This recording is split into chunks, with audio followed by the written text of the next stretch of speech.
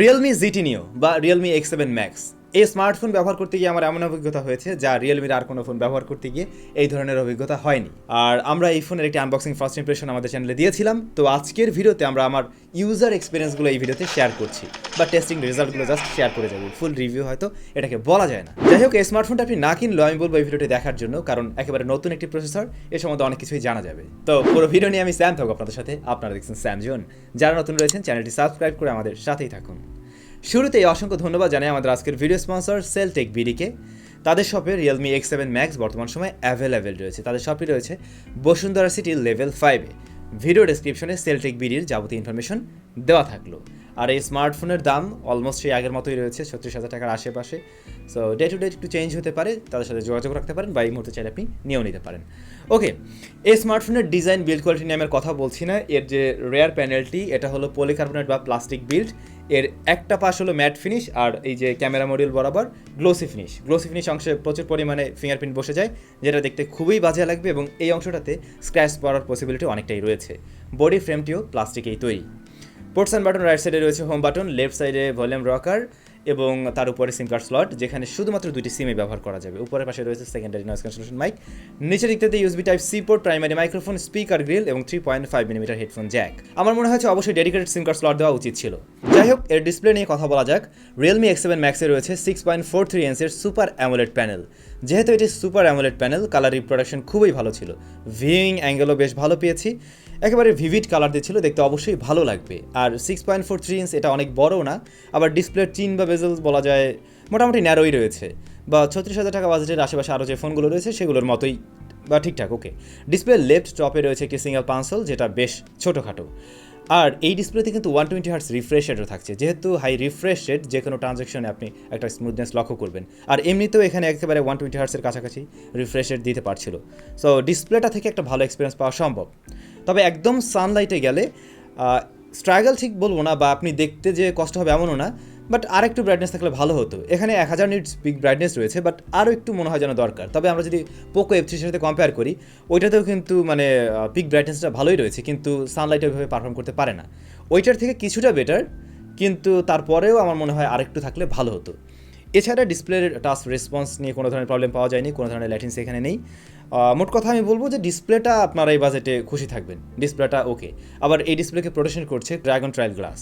তবে একটু long time use হয়েছে, লাইক আপনি একটা না অনেক সময় গেমিং করছেন, অথবা ডিসপ্লেতে ফুল ব্রাইটনেস দিয়ে আপনি ভিডিও দেখছেন, সেই ক্ষেত্রে ডিসপ্লের এই যে আপার সাইডের এই অংশটা বেশ গরম হয়, মূলত নিচে প্রসেসরটা গরম হয়ে যায়। দ্যাটস ওয়াই ডিসপ্লেটাও মনে হয় বেশি ওই অংশটাই হিট আপ হয়। মানে ডিসপ্লের লাইটের কারণে যে এখানে হিট আপ হয়ে যাচ্ছে, বিষয়টা আমার মনে হয় সেরকম না, এটা প্রসেসরের কারণে হয়তো। X7 Max এর রেয়ারে থাকছে তিনটি camera, 64 megapixel main shooter, 8 megapixel ultra wide, 2 মেগাপিক্সেলের ম্যাক্রো, আর ফ্রন্টে রয়েছে 16 মেগাপিক্সেলের ক্যামেরা।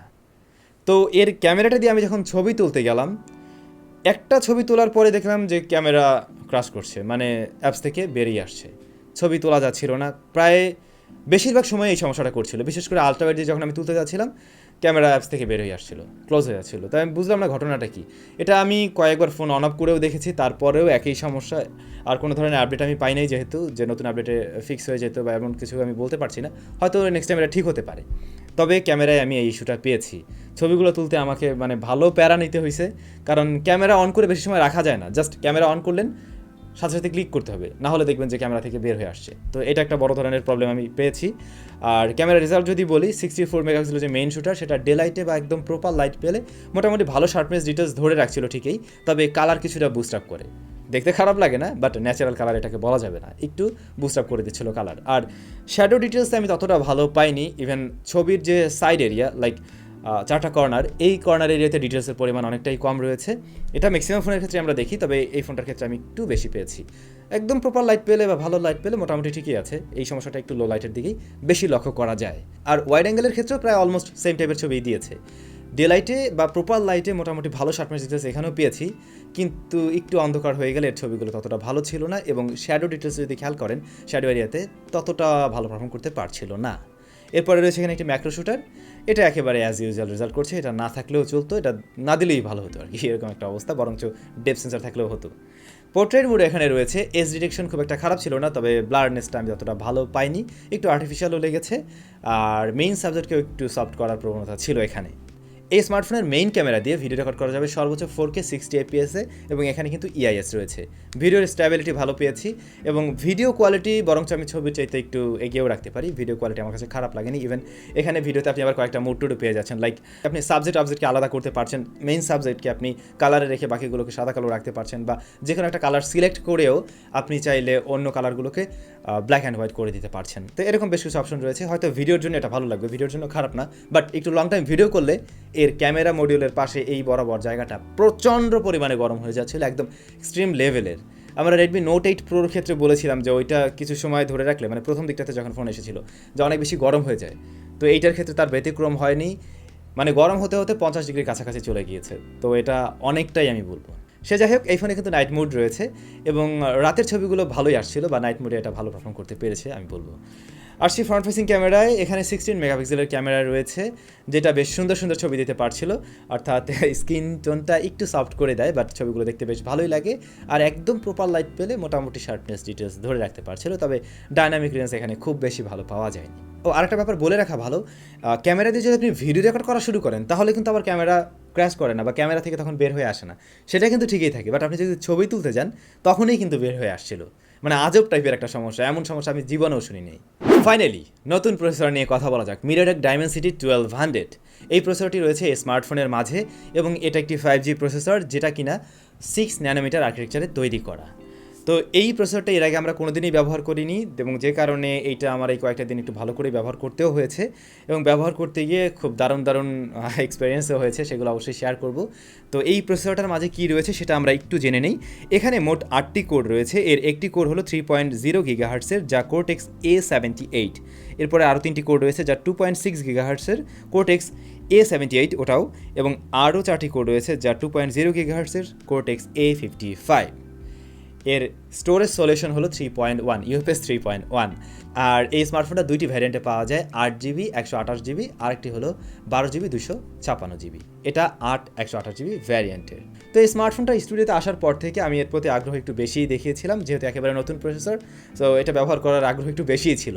এবং ব্যবহার করতে গিয়ে যা দেখলাম যে হ্যাঁ, এটা পারফরমেন্স আসলেই ভালো এবং মোটামুটি একেবারে ফ্ল্যাগশিপ লেভেলের মতো পারফরমেন্স দিতে পারে। কিন্তু এই স্মার্টফোনে অপটিমাইজেশনের কেন ঝামেলা, মানে যেটা আমরা মিউআইয়ের মাঝে অনেক ঝামেলা দেখেছি, সেরকম টাইপের ঝামেলা আমি এতে পেয়েছি।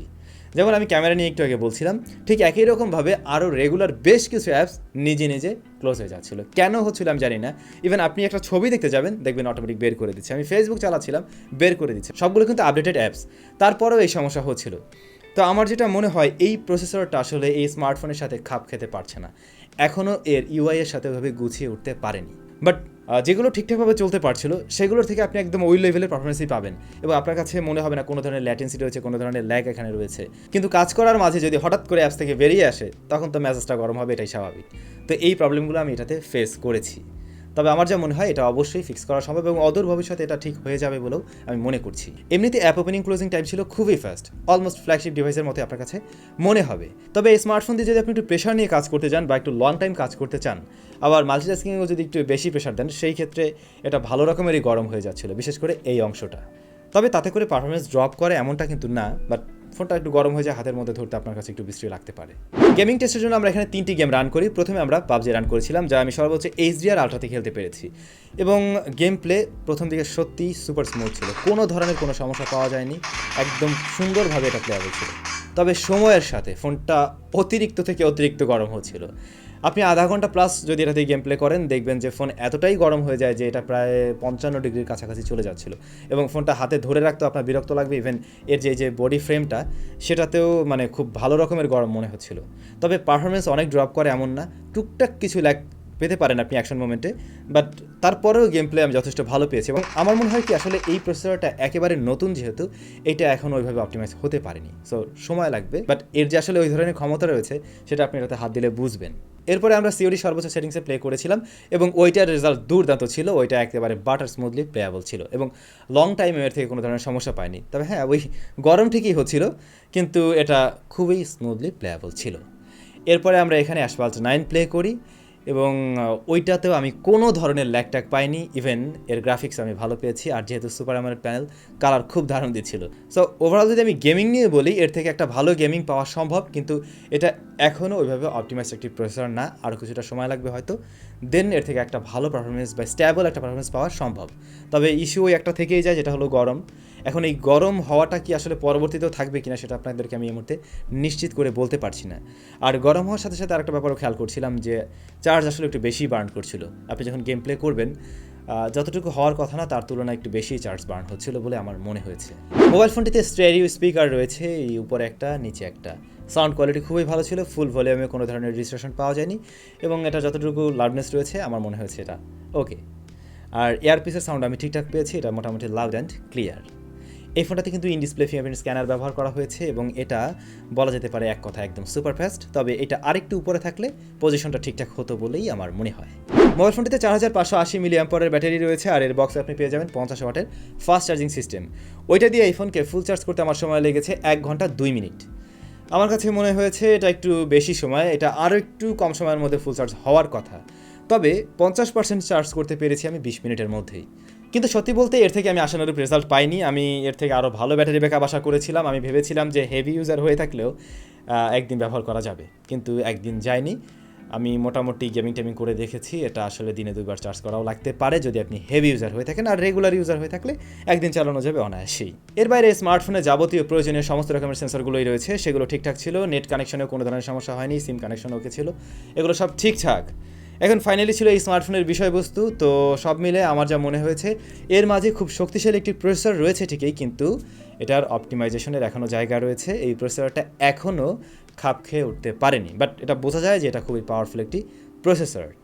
আর এই ফোনের ডিসপ্লেটা খুবই ভালো ছিল, ডিসপ্লেটা নিয়ে কোনো ধরনের কমপ্লেন করার কোনো জায়গা আপনি পাবেন না।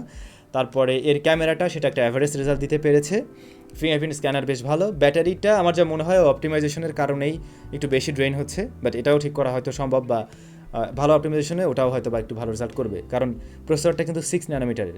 সো খুব ব্যাটারি বেশি বার্ন করবে এমনটা হওয়ার কথা না। তো এখন যে অবস্থায় রয়েছে, এই অবস্থায়ও চাইলে আপনাদের জন্য রিকমেন্ড করা যায়, তবে দামটা একটু বেশি। আর একটু কম থাকলে এটা মোটামুটি একটা ভালো প্যাকেজ অবশ্যই হতো, কারণ এর কম্পিটিটর যারা রয়েছে তারাও কিন্তু এ বাজেটে খারাপ কিছু অফার করছে না। সো এটার প্রাইসটা আরেকটু কমা উচিত। তো ভাই লোক, আপনাদের কাছে এই ডিভাইসটি কেমন লাগলো অবশ্যই কমেন্টস করে জানাতে ভুলবেন না। সবাই অনেক বেশি ভালো থাকবেন, সুস্থ থাকবেন। আপনাদের সাথে দেখা হবে স্যামজনের আরও একটি ইন্টারেস্টিং ভিডিওতে।